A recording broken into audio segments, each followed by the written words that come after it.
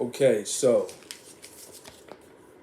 man, this you know what, Kang the Conqueror issue 3. This issue is off the chain, man. He's fighting Doctor Doom in this one. I wanted to get right to the point and make this video as lean as possible because it's probably going to be a long one. But man, this is pretty dope, man. There's a really great, huge fight that these two have in this book or in this novel, in this comic book, and it's fantastic, man. You know, I'm gonna refrain from spoiling it, but I will just say, where it left off, he was trying to chase down. He was trying to chase down his past self, right? He was trying to chase down his past self,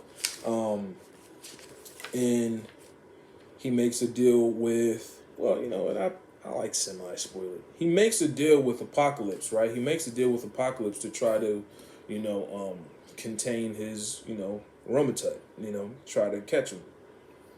And so, you know, Apocalypse gives him this. He gives him this explanation of why he must be stopped, and they have the same thought process on stopping Romatut. And also, he says that the fallen pharaoh, which is Ramatut, has he made the goddess of time his concubine, right? So he's a manipulative person, right? Just to kind of survive and run away and find safety in other timelines. And so, yep, him and Apocalypse, Nathaniel Richards, excuse me, and Apocalypse make a pact to send him to another time. Um, it's dope. Check that out. Which is really in the pact and the plan was really Nathaniel Richards the whole time. So Apocalypse was giving him all this exposition, and Nathaniel's like, "Yeah, I get it. I get it. I made the plan. Let's let's do it." But he travels in time, right? He travels in time, and he actually in ends up in the timeline of, say, it doesn't follow everything as far as like who's in the Avengers. All the exact pieces aren't exactly how they are in the movies, but seemingly he comes into the timeline where, you know, like the first Avengers movie, like or before that, before or a little bit before or after that, because yeah, they're all assembled. You know what I'm saying? It's mostly the cast we know of, which is, um, you know, Thor, and Iron Man, and Captain America, Ant-Man, and Wasp. It's really dope, and that's Kang's spaceship. The other Kang, that's Ramatut. So, he's basically traveling in time. He's traveling in time to kill himself. You know what I'm saying? To kill his future self, because his future self is just, he's been wreaking havoc on the timeline. You know what I'm saying? Just, he's doing things he shouldn't be, doing, which is basically manipulating time and bending it to his will so he can, conquer, you know. And so Kang, he finds a way onto his spaceship, because I think his spaceship is actually like, it's fit for Kang. So, he uses, I don't know if y'all see it, but he finds a way to, I think, basically ingratiate his own DNA code into the ship that responds to it, and then he finds his way on the ship. So he's trying to hunt down this Kang that has been eluding him for thousands of years. You know what I'm saying? So to speak. And he has him. He has him dead to rights. He has him dead to rights.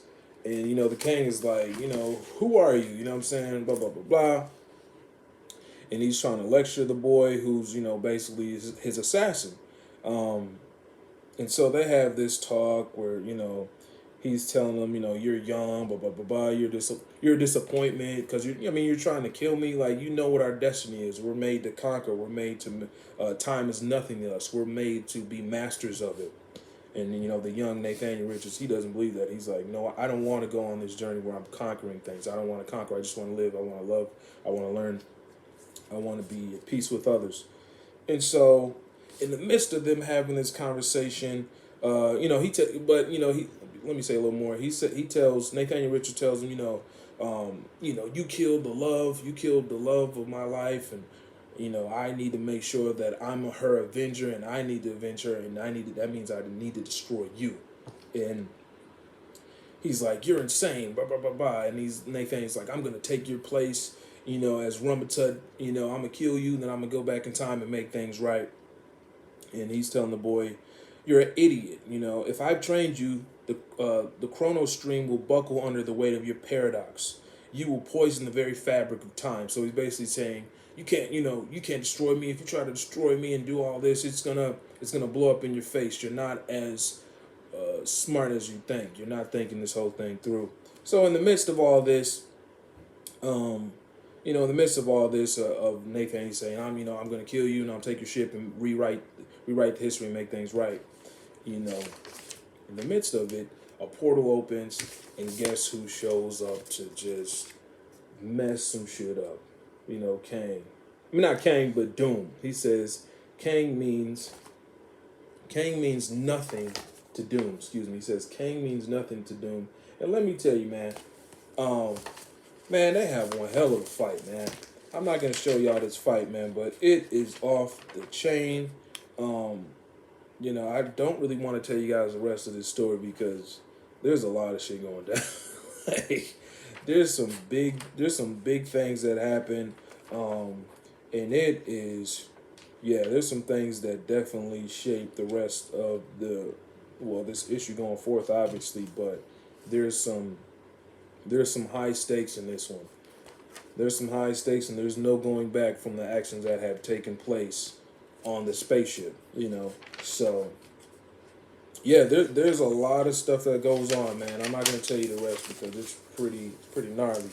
But yeah, man, this, for someone who, like I said before, I'm a nerd with this stuff, you know what I'm saying? But I'm not as deeply, ingratiated into the world of comics as a lot of these, comic book, these comic book scholars, I should call them, who just know everything about these characters. I want to say I learned about Kang, or I even had an interest in Kang when I bought a shirt some years back. I thought it was a silly, goofy looking shirt, but I thought it looked cool. And I really started to just like kind of look at his character as someone who would be a future baddie. I want to say right around the time between the time of Infinity War and Endgame. Definitely in between that time, because I knew that, I knew that they weren't going to stop making Marvel movies. You know what I'm saying? I knew they weren't going to stop making Marvel movies just because Thanos was going to, kick the bucket, just because Thanos was going to die. I mean, we all knew that. I mean, before Infinity War came out, I knew Thanos was going to die. My thing was, what I came to realization was, okay, he's gonna have his time in the sun. He's gonna have his time in the sun. He's gonna kick ass in Infinity War. He's gonna probably do some things that are just he's gonna get us all awestruck. He's gonna do some things we've never seen a bad guy do. I knew that was gonna come. How he was gonna do it, obviously, I didn't know. None of us knew. But and it was fantastic. It was great.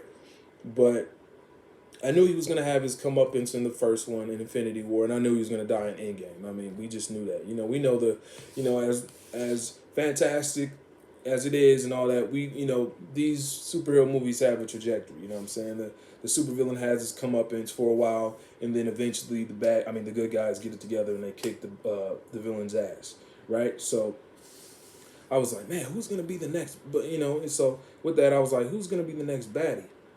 And also, I should say, I like that the Russo brothers are the creators or the directors of Infinity War and Endgame.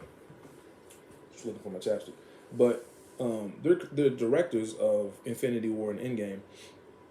And I like that they made it a two-parter, you know what I'm saying? Obviously, they have all these other movies that had all this exposition before these, Infinity War and Endgame. But I like that they made it a two-parter because, they could have milked it. You know what I'm saying? They could really milk that Thanos saga, but I really like that they made it a lean movie. You know what I'm saying? Get to the point. I really enjoyed that they made it a lean movie. When one of the Russo brothers said it was going to be a two-part, I was like, thank God. I don't want to, don't drag it. Like, we know now that this is the end game. this is what it was all about, you know. So I like that they did that, and you know, it makes me think. It makes me think about what's the next one. You know what I'm saying? What's the next? You know, I'm thinking really far ahead. Like, what's the next big baddie? You know what I'm saying? I knew Kang was. You know, obviously now we know Kang is gonna be the next up. You know, I felt like he was gonna be the next up as far as like, you know, the next bad guy, but I think the next big ultimate baddie. I think this generation's baddie. Um, I may have missed the point, just been rambling at this point, but I think the next generation's ultimate baddie is going to be Galacticus. It has to be, right? He can't, at this point, with the villain catalog that they have left, he cannot be, you know, he can't be like right after Kang. Like, they're going to have it to where he's going to be probably like 10 years down the line, you know. He's going to be 8 to 10 years down the line. It would be, for my part, I think it'd be silly for them to introduce him uh, before 8, you know what I mean? Before like 8 years, you know what I'm saying? Just because of all the groundwork that they laid out. Maybe I shouldn't put it in years, but there's going to be a lot of other movies out before he's introduced. I mean, because he's, you know, from my knowledge, he's a world eater, right? You know, he's a world eater, and you know, what Kevin Feige has showed us, you know, I think the general consensus is you got to build up to a character of that stature. You know what I'm saying? You know, they've already introduced Galacticus in, you know what I'm saying, a Fantastic Four movie, and I want to say I actually saw that movie. I supported that movie, and it was trash. It was trash. Didn't have to be trash. But it was a wasted opportunity on so many characters. Wasted opportunity on seeing having a fantastic Silver Surfer debut. Silver Surfer was all right in the movie, but it was a terrible movie. So it's like null and void. You know, he was all right in the movie, and then you had Galacticus, which they really didn't show, but he was in the movie, and he was terrible too. You know what I'm saying? They didn't show him. You know what I'm saying? So that was a wasted opportunity. So, you know, and that's still, you know, when they get to Galacticus, you know, they're gonna do him some justice this time. Um, you know, they're gonna set more proper groundwork before they introduce him, because they just threw him out there. They threw him out there like, you know what I'm saying, like a Hail Mary, and they threw Silver Surfer out there like a Hail Mary, and it just was not executed um, properly. And, you know, that you know, there could be a lot of reasons why it didn't work out. But that movie was terrible. I supported it, you know, obviously because it had Silver Surfer and Galacticus in it, you know. But yeah, Kang is up, man, and I think it's gonna be fantastic, man. I thought it was when you see Kang's outfit in the comic books and all that, he looks mad corny, right? But you know, now that they put him in the Loki series, and we know how Marvel does, man. When they put these characters that look silly in the comic books, when they put them on the big screen, they look phenomenal. And then you have Kang the Conqueror, he manipulates time, so he's traveling through time. And you know, with the Loki series, the TVA, you know, there's different variants of him, and you know how they broke that down in an excellent way with Kang. Um, in the series. It's just, you know, you expect to see so many different variations of them, and it's going to be fantastic, man. Just like this comic book, you see different variations of them, and this is an awesome comic. For someone who is not in someone like me, who's new to this comic book world as far as like learning about certain characters, this was a great introduction, man. Like I want to say there's two more episodes. I want to say there's two more issues. I think this is a 5-part run, and it is dope, man. You know, they know what they're doing. They know, you know what I'm saying? This is one thing I actually I think is a thing that they do. When they know that there's a baddie that's about to come out pretty soon, they actually do the damn justice. They actually do the damn justice and give these characters some good stories that we can read before, you know what I'm saying, before the movies come out. And they're doing the damn thing right here, man. That was a great introduction to Kang for someone who doesn't know anything about Kang, man. Just till recently.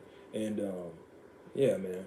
I'm excited, man. I'm gonna be talking about Kang for a long time till, you know what I'm saying, till the movie comes out. I think he's going to be they're gonna they are going to introduce him in the Wasp. Well, the Wasp. They're gonna introduce him into the Antman-3 movie featuring the Wasp. And the Wasp is fantastic. She's dope too. But I think that's gonna be his debut on the big screen, and I'm excited about that. I'm one of the few people that actually liked Ant-Man from the beginning because I thought it was going to be hilarious, and it was hilarious. Paul Rudd is hilarious. Um, yeah, but y'all stay tuned, man. I got some more stuff.